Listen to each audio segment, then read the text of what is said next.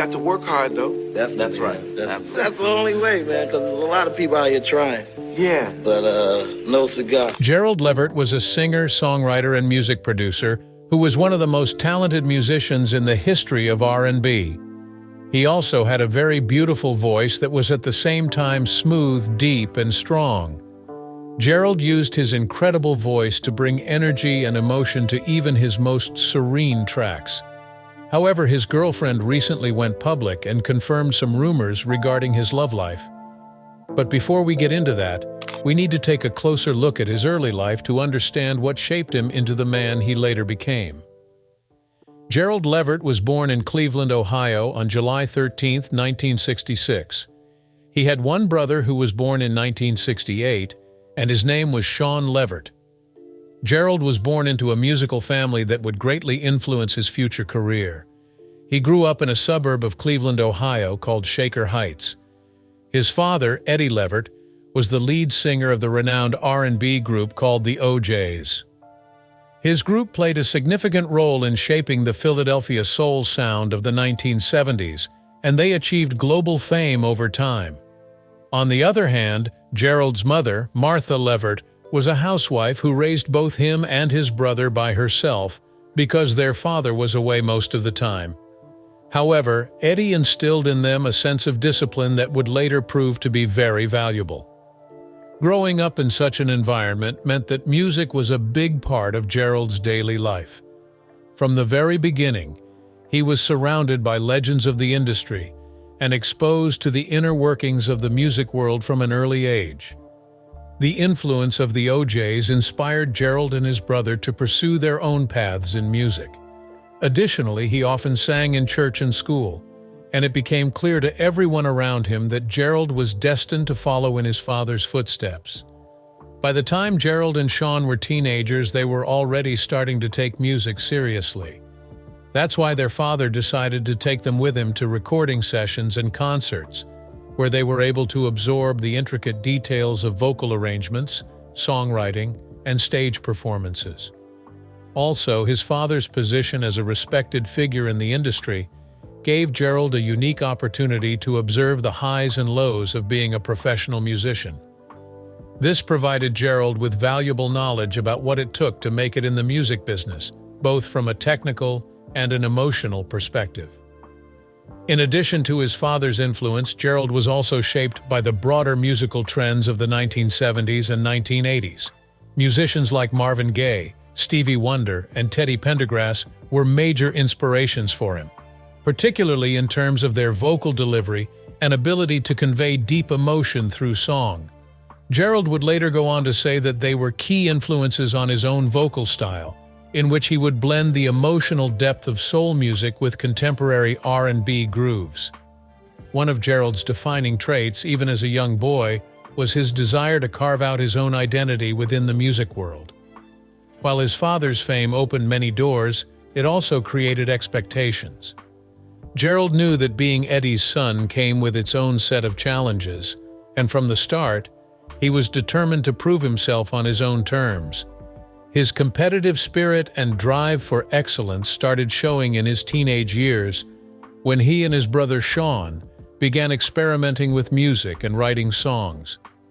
His mother, Martha, also played a crucial role in the early years of their career, and Gerald later spoke about his mother and how she shaped his character and grounded him amid the chaos of the entertainment industry. However, Gerald was intent on modernizing the sound he had grown up with by incorporating more contemporary R&B elements into the classic soul framework that his father used to do. By the time he reached his late teens, Gerald, together with his brother Shawn and childhood friend Mark Gordon, formed the R&B group that they named Levert. The formation of Levert in 1983 was his first significant step toward building his career. And even though he carried the weight of his father's legacy, he quickly proved himself to be a talent in his own right. In 1985, Levert released their debut album called I Get Hot, which marked the group's introduction to the music industry.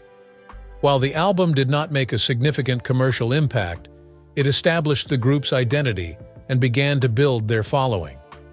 The title track, I Get Hot, captured some attention, but it wasn't until their later releases that the group truly broke into the mainstream. Their second album, Bloodline, followed in 1986 and included one of the band's first R&B hits called Gilly Hines.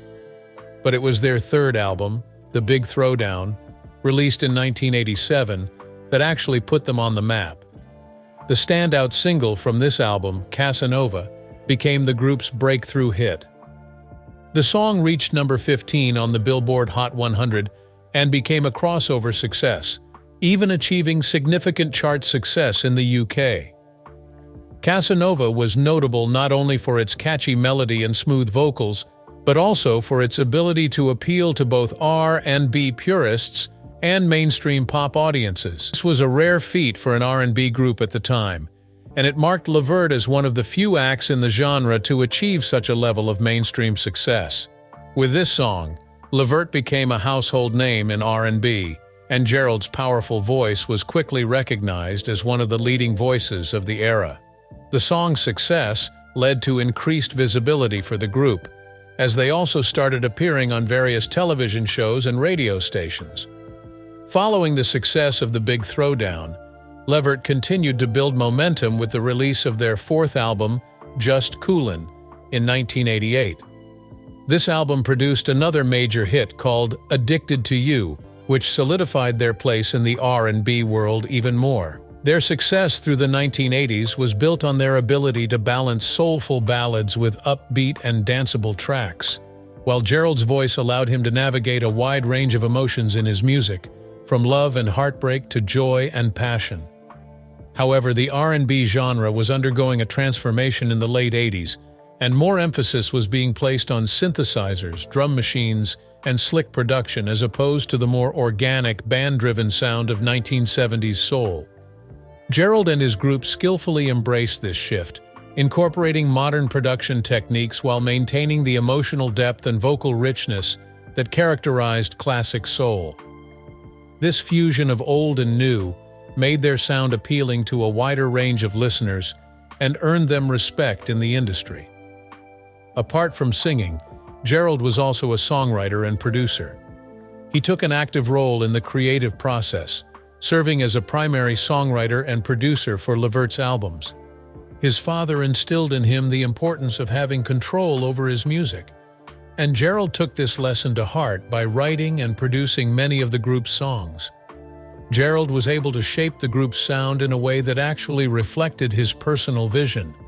However, in addition to his work with his group, Gerald also began collaborating with other artists and producing music for a variety of different projects.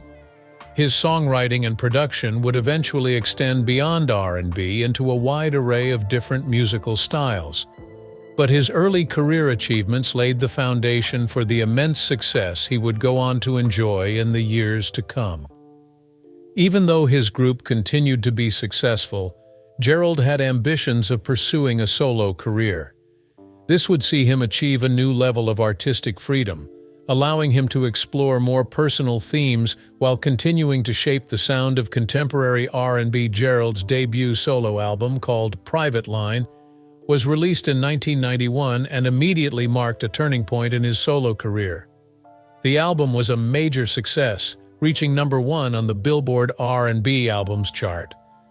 This was a clear indication of his ability to transition from a group member to a solo performer.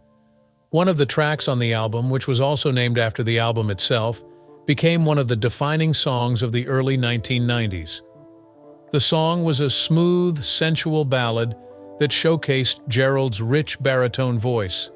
However, for him, the greatest track on the album was definitely the one called Baby Hold On To Me, because he performed it as a duet with his father, Eddie. The song not only topped the R&B charts, but also showed the close bond that they had with each other. Eddie was really proud to collaborate with his son, and the song became a staple in both of their repertoires.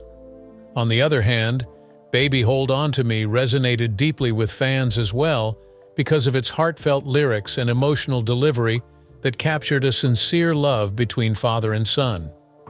The Private Line album was filled with many songs that touched on themes of love, relationships, and vulnerability, which became characteristic of his solo work.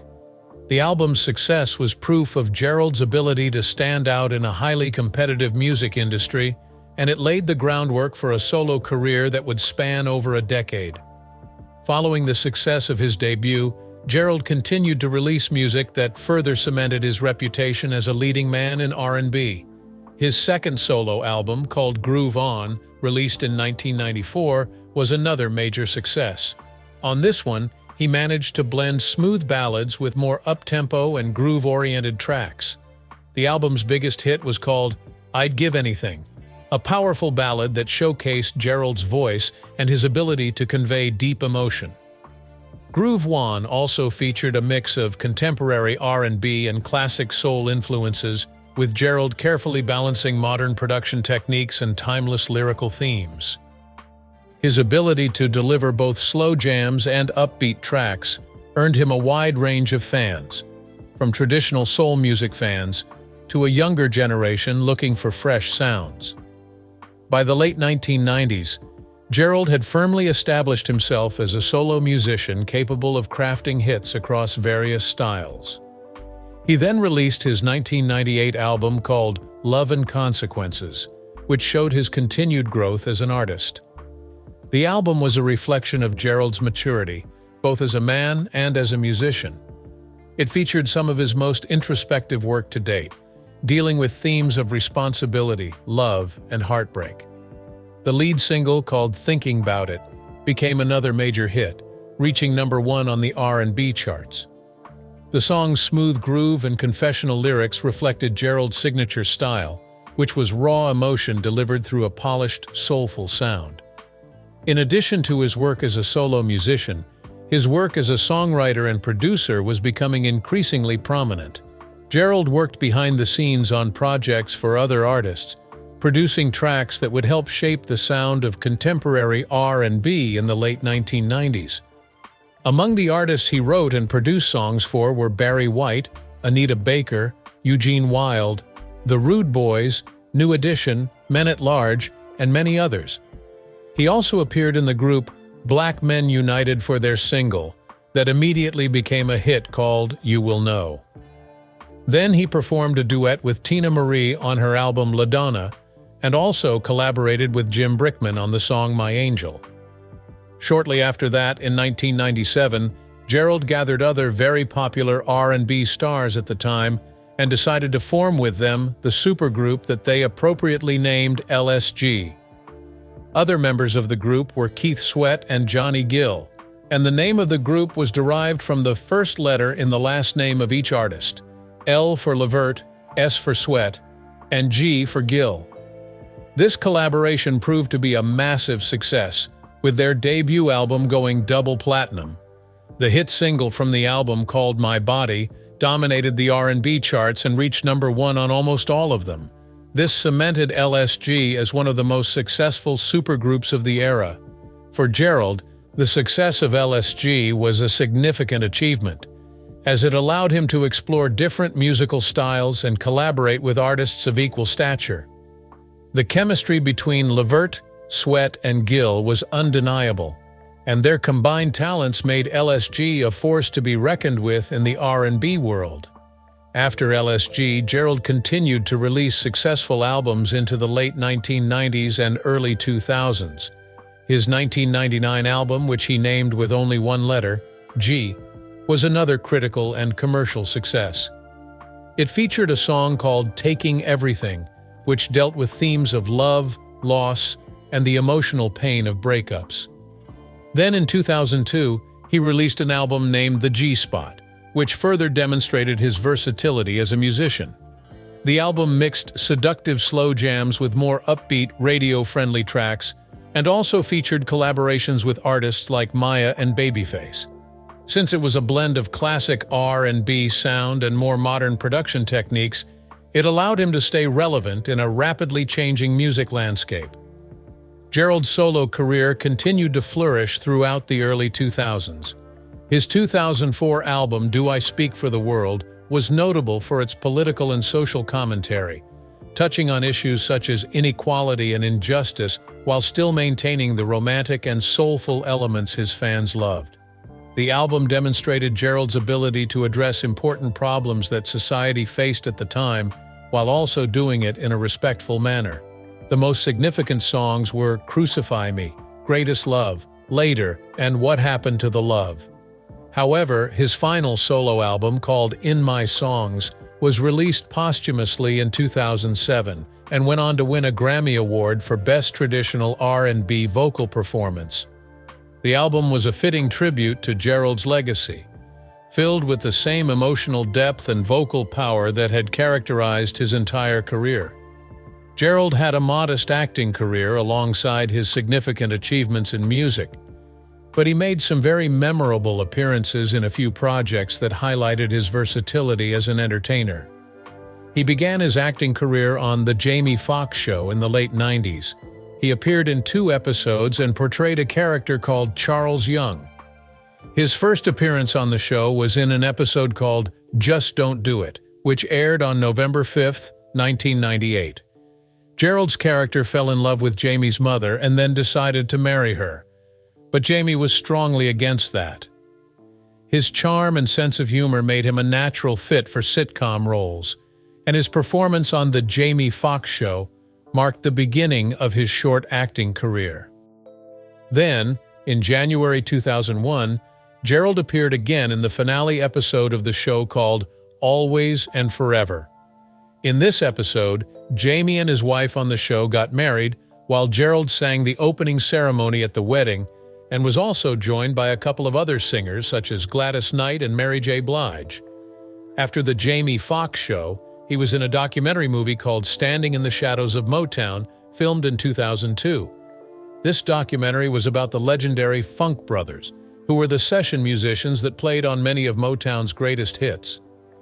In the film, Gerald performed live renditions of classic Motown songs, paying tribute to the artists and musicians who influenced his own career. His performance in the film earned a lot of praise for its emotional depth and his ability to channel the spirit of Motown through his own distinct style. His last role was on an episode of the TV show called The Parkers. He played a character named Thad Radcliffe, who was the father of one of the show's regular characters, named Tyrell Radcliffe. The story was that Gerald's character came to town to visit his son, and also to form a band with him. The episode aired on November 10, 2003. After Gerald and his brother Shawn decided to quit their family group, Shawn also embarked on a solo career, just like his brother. Shawn launched his solo career with the release of his first and only solo album in 1995, which was called The Other Side. It was released under Atlantic Records, and the album reached number 22 on the Billboard R&B Albums chart and number 146 on the Billboard 200. There were 2 notable singles from this album. The first one was called Put Your Body Where Your Mouth Is, and it reached number 40 on the US R&B chart. The song had a seductive groove and a soulful melody that highlighted his voice and retained the smooth R&B sound he was known for while being in the group with his brother. The second single was called Same One, and it reached number 57 on the R&B charts. This song was not as successful as the first one, but it still managed to demonstrate Shawn's ability to deliver emotional R&B ballads. Despite the moderate success of this album, Shawn's solo career didn't reach the same heights as his brothers did. However, it demonstrated his willingness to try and carve out his own space in the industry. His musical style remained focused on the smooth, romantic ballads that defined much of his work with the family group, but his solo efforts allowed him to explore his very own identity as an artist. Aside from his solo album, Shawn's career remained intertwined with family collaborations and acting. He continued to perform live, particularly alongside Gerald, with whom he shared a close personal and professional bond. However, Shawn's struggles with legal issues, personal challenges, and health problems eventually overshadowed his music career. In the years that followed, Gerald's love life and rumors surrounding it became a topic of interest. Gerald led a very chaotic personal life that was filled with many different women, and he was known to be quite a ladies' man. Even though he was relatively private about his personal relationships, some details have surfaced over the years. One of the most notable relationships he had was with an actress and comedian named Kim Whitley. She recently spoke about him on her podcast Two Funny Mamas, which she hosts with her friend Sherry Shepard. Kim opened up about their relationship and how they met. While talking about him in great detail, she said that they grew up near each other and met when they were just kids. For the first couple of years, they were just good friends. But after a while, they started developing feelings for each other and eventually started dating. However, when her parents found out about their relationship, they told her that she needed to break up with him because they didn't want their daughter dating a musician. However, Kim decided to disobey her parents and continued dating Gerald because she fell madly in love with him from the start. Then Kim also said that she was an inspiration for a couple of his songs as well, such as the one called Addicted to You. She called him one morning and said that she was addicted to him, and Gerald said to her that he was feeling the same way. This, in fact, gave him the inspiration to write that song. However, problems emerged when Kim decided to move to Hollywood to pursue her dreams of becoming an actress and comedian. She said that after she moved there, they could never really make their relationship work. Gerald was an established singer with a tight schedule, while she was an aspiring actress trying to succeed in her own field. This made them clash with each other. Kim said that Gerald needed a wife who would be at home waiting for him at all times, and not an actress who had her own life. That's why he said to her that there could only be one star in this family. At first, she didn't understand his reasoning at all, and when Gerald told her that, she was hurt and really mad at him. But now Kim says that she totally gets it, and that if she was in his position, she would react similarly. After they broke up, they stayed close to each other and remained friends, but decided to date other people. Kim supported him throughout his entire life and even listened to him complain about his other girlfriends that he had. Kim and Gerald also made a pact together that if they were not married when they turned 50 years old, they would marry each other instead. Gerald ended up having 3 children by 3 different women, but he never married. There is no information on the names of these women. However, all 3 of his kids carry his family's name. Near the end of the podcast, Kim said that she felt sad that he got away from her, and that they could never make the relationship work. On the other hand, there is an interview of him saying that the one true love of his life was definitely Kim Whitley. This proved that the love they had for each other was true, and not just a passionate bit of fun. Gerald Levert died at his home in Cleveland, Ohio, from a heart attack on November 10, 2006, at the age of 40. Initially, it was reported that the cause was a combination of health complications. However, a few months later, in February 2007, the official coroner's report provided more details. They determined that Gerald's death was caused by acute intoxication due to the combined effects of prescription and over-the-counter medicine, including Vicodin, Percocet, and Xanax. These medications were prescribed to treat pain stemming from shoulder surgery that he had prior to his death, but the combination, along with his health conditions, proved to be fatal. The official cause of death was ruled to be accidental. Gerald Levert's death was a tragic loss for the music world, but his legacy as one of the most soulful and powerful voices in R&B remains secure. His influence on the genre, as well as his contributions as a singer, songwriter, and producer, continue to inspire new generations of artists. From his time with Levert to his successful solo career, Gerald's music spoke to the depths of human emotion. His ability to touch people through both his emotional performances and his relatable, often deeply personal lyrics is what makes Gerald Levert a timeless figure in music history.